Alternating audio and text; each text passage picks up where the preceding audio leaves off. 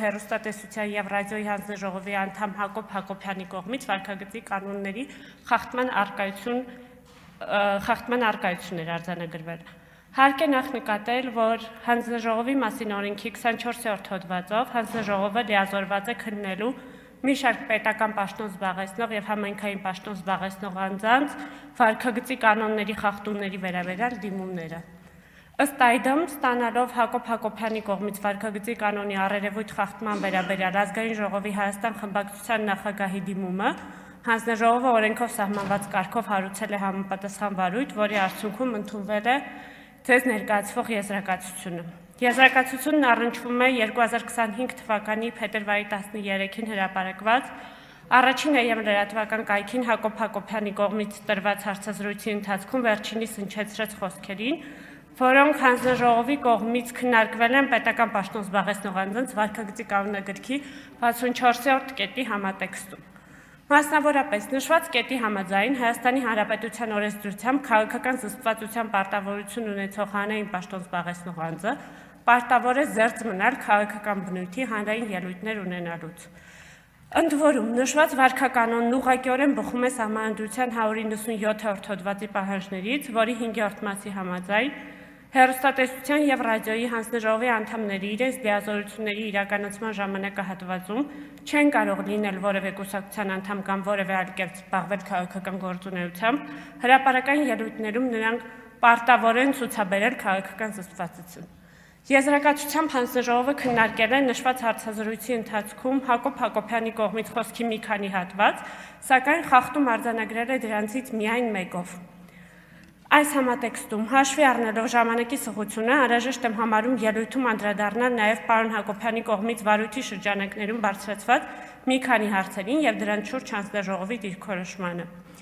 Մասնավորապես, անհրաժեշտ է անդրադառնալ հարցին, արդյոք ինքնավար պաշտոն զբաղեցնող անձը քաղաքական չեզոքություն եւ զսպվածություն դրսեւորելու պարտականություն կրում է լիազորություններն իրականացնելիս, թե իր պաշտոնավարման ամբողջ ժամանակահատվածում։ Վարույթի շրջանակներում այս հարցի կարևորությունը պայմանավորված է եղել նաև այն հանգամանքով, որ հարցազրույցին Հակոբ Հակոբյանը հանդես չի եկել ի պաշտոնե եւ հարցազրույցավարի կողմից ներկայացվել է որպես բանաստեղծ, թարգմանիչ, Հայաստանի մշակույթի նախկին նախարար։ Այս տեսանկյունից հանձնաժողովը կարևորում է այն հանգամանքը, որ քաղաքական զսպվածության պարտականությունը սահմանելիս Սահմանադրությամբ գործածվել է լիազորությունների իրականացման ժամանակահատվածում եզրույթը։ Ի համեմատություն այս դրույթի, Սահմանադրությամբ խոսքը եթե գնում է հենց կոնկրետ լիազորություններն իրականացնելու պահի մասին, կիրառվում է լիազորություններն իրականացնելիս արտահայտությունը։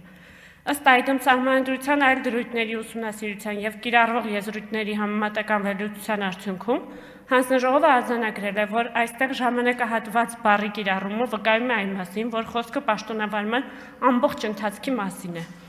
Նմանապես, վարքագծի կանոնագրքով ևս 64-րդ կանոնով դրա կիրառման ժամանակային սահմանափակում չի նախատեսվել։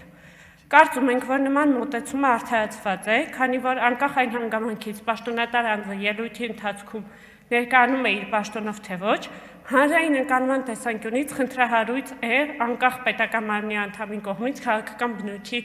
ելույթներով եւ խոսքով հանդես գալը, հաշվի առնելով, որ այս մարմինների դեպքում առաջնային նշանակություն ունի քաղաքական իշխանություններից նրանց անկախությունը, տարանջատվածությունը եւ կառույցի քաղաքական չեզոքությունը։ Ըստ այդմ վարքագծի կանոնագրքի 64-րդ կետը կիրառելի է հարցազրույցի ընթացքում Հակոբ Հակոբյանի դրսևորած վարքագծի նկատմամբ, անկախ այն հանգամանքից, որ հարցազրույցի շրջանակներում Հակոբ Հակոբյանը չի ներկայացվել որպես հեռուստատեսության եւ ռադիոյի հանձնաժողովի անդամ, նրա պաշտոնը որևէ այլ կերպ չի հիշատակվել եւ նա ներկայացվել է որպես Հակոբ Մովսես, բանաստեղծ, թարգմանիչ, Հայաստանի մշակույթի նախկին նախարար։ Հաջորդիվ անհրաժեշտ եմ համարում անդրադառնալ այն չափանիշներին, որոնց հիման վրա հանձնաժողովը կատարել է պարոն Հակոբյանի խոսքի գնահատումը։ Այս առումով հարկ է ընդգծել, որ խոսքային բնույթի արարքների քննության ընթացքում հանձնաժողովը մշտապես հիմնվում է մարդու իրավունքների Եվրոպական դատարանի վերաբերելի նախադեպային իրավունքի վրա, ձգտելով բալանսավորել բարեվարկության երաշխավորման եւ կարծիքի արտահայտման ազատության պաշտպանության շահերը։ Ըստ այդմ տվյալ պարագայում ևս հանձնաժողովը դիտարկել է Եվրոպական դատարանի նախադեպային իրավունքը կապված քաղաքական զսպվածության կամ քաղաքական չեզոքության պարտականություն ունեցող պաշտոնատար անձանց կողմից քաղաքական բնույթի հայտարարությունների կատարման հետ։ Մասնավորապես, Եվրոպական դատարանը արձանագրել է, որ որոշ կատեգորիայի պաշտոնյաների եւ ծառայողների դեպքում քաղաքական չեզոքությունը պահպանելուն ուղղված միջոցները կարող են սկզբունքորեն իրավաչափ եւ համաչափ համարվել։ Վարույթի քննարկման շրջանակներում պարոն Հակոբյանը դիրքորոշում է ներկայացրել առայն, որ քաղաքական զսպվածության դեպքում խոսքի ավելի չափավոր մեղմ արտահայտման մասին է խոսքը, որպեսզի պարագայում տվյալ պաշտոնատար անձը իր գործողություններով չպետք է հարի, սատարի, աջակցի քաղաքական հակամարտության որևէ կողմի։ Դիտարկելով նշված պնդումը, Եվրոպական դատարանի նախադեպային իրավունքից բխող չափանիշների, սահմանադրության եւ վարքագծի կանոնագրքի կարգավորումների համատեքստում Հանձնաժողովը արձանագրել է, որ թեև որոշակի քաղաքական ուժի կամ կուսակցությանը սատարող խոսքը ևս վարքագծի կանոնագրքի 64-րդ կետով նախատեսված է որպես խախտում, այնուամենայնիվ նշված կետով նախատեսված համանախապակումների շրջանակը շատ ավելի լայն է։ Այսպես, վարքագծի կանոնագրքի 64-րդ կետով գործածվում է քաղաքական բնույթի հանրային ելույթներ ունենալու ձեռք մնալ արտահայտությունը, որը կարծում ենք ավելի լայն է եւ ներառում է ինչպես քաղաքական կուսակցության օգտին, այնպես էլ դեմ ելույթներ ունենալու պարտականությունը, ինչպես նաեւ տվյալ հանրային իշխանության մարմնի լիազորությունների շրջանակին չառնչվող ոլորտում բարեփոխումների կամ նրանց դեմ ուղղված քաղաքական շարժումների վերաբերյալ աջակցող կամ քննադատական խոսքը եւ այլն։ Վերոգրյալի համատեքստում քննարկելով հարցազրույցի ընթացքում Հակոբ Հակոբյանի հնչեցրած խոսքը, Հանձնաժողովը նախ կարևորել է, որ այն պետք է տարանջատել երկու հատվածի՝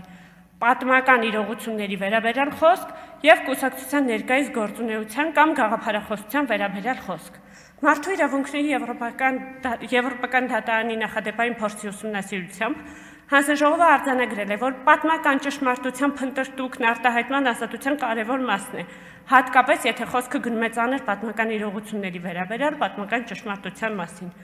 Ըստ այդմ եզրակացությամբ արձանագրել ենք, որ Հակոբ Հակոբյանի կողմից քննարկված պատմական իրողությունները կամ գնահատականները կապված հայ ժողովրդի պատմության ընթացքում հայ հեղափոխական դաշնակցության կուսակցության դերի հետ վերաբերում են ազգային մտածողության, գաղափարախոսության մոտեցումներին, որոնք ըստ պարոն Հակոբյանի հանգեցրել են հայ ժողովրդի համար կործանարար հետևանքների։ Այսպես, Հակոբ Հակոբյանը խոսել է դաշնակցության գաղափարախոսության վտանգների մասին, նշել է, որ մենք ուղղակի բնաջնջվեցինք, միաժամանակ նշել է նաև, որ նշված գաղափարախոսությունը ձևավորվել էր տվյալ ժամանակաշրջանի իրադարձությունները հաշվի առնելով կամ դրանցով պայմանավորված եւ ըստ այդմ տվյալ շրջանին համապատասխան կամ անհրաժեշտ է համարել։ Հանձնաժողովը գտել է, որ քաղաքական ելույթներով հանդես գալու ձեռք մնալու արգելքը եւ քաղաքական զսպվածություն դրսեւորելու պարտականությունը չեն կարող մեկնաբանվել այնպես, որ բացառեն հանրային պաշտոն զբաղեցնող անձանց կողմից պատմական իրողությունների վերաբերյալ հրապարակային դատողությունների կատարման հնարավորությունը, հատկապես այն դեպքում, երբ խոսքը գնում է գոյաբանական հարցերի կամ ազգային ինքնության համար կարևոր նշանակություն ունեցող այլ հարցերի մասին։ Միաժամանակ Հանձնաժողովը կարևորել է այն հանգամանքը, որ Հակոբ Հակոբյանի խոսքը չի սահմանափակվել պատմական իրողությունների քննարկմամբ կամ դրանց վերաբերյալ գնահատականներ տալով։ Պարոն Հակոբյանը ըստ էության պատմական իրողությունների վերաբերյալ դատողությունների հետ մեկտեղ անդրադարձել է նաև հայ հեղափոխական դաշնակցության կուսակցության ներկայիս գործունեությանը, քննադատելով այն եւ նշելով, որ կուսակցությունը պետք է փոխի իր ազգային ամբողջ գաղափարախոսությունը, այն կոչելով հայ ժողովրդի համար այսօր շատ վտանգավոր գաղափարախոսություն, ցանկություն արտահայտելով, որ կուսակցությունը վերածնի իր այսօրվա խնդիրներով, այսօր իր կարգախոսների, դևիզների եւ քաղաքականությունների մեջ մտցնել փորձելու փոխարեն։ Հանձնաժողովը գտել է, որ Հակոբ Հակոբյանը իր խոսքով մեկնաբանել եւ քննադատել է կուսակցության գործունեությունը ու գաղափարախոսությունը, այդ թվում կուսակցության գաղափարախոսությունը կոչելով հայ ժողովրդի համար շատ վտանգավոր, ինչը հանձնաժողովի գնահատմամբ կարող է խիստ քննադատություն համարվել։ Հանձնաժողովը արձանագրել է, որ քաղաքական կուսակցության ուղղակի անվանակոչմամբ դրա գործունեությունը կամ գաղափարախոսությունը քննադատող հրապարակային խոսքը ելույթին, տվյալ դեպքում հարցազրույցին, հաղորդում է քաղաքական բնույթ, անկախ այն հանգամանքից, որ այն ներառել է նաև պատմական իրադարձությունների գնահատական։ Ամբողջ վերոգրյալից ելնելով, Հանձնաժողովը արձանագրել է, որ Հակոբ Հակոբյանի խոսքը այնքանով, որքանով այն պարունակում է քաղաքական կուսակցության ներկա գործունեության եւ գաղափարախոսության քննադատություն, հանգեցրել է վարքագծի կանոնագրքի 64-րդ կետի խախտման։ Շնորհակալություն։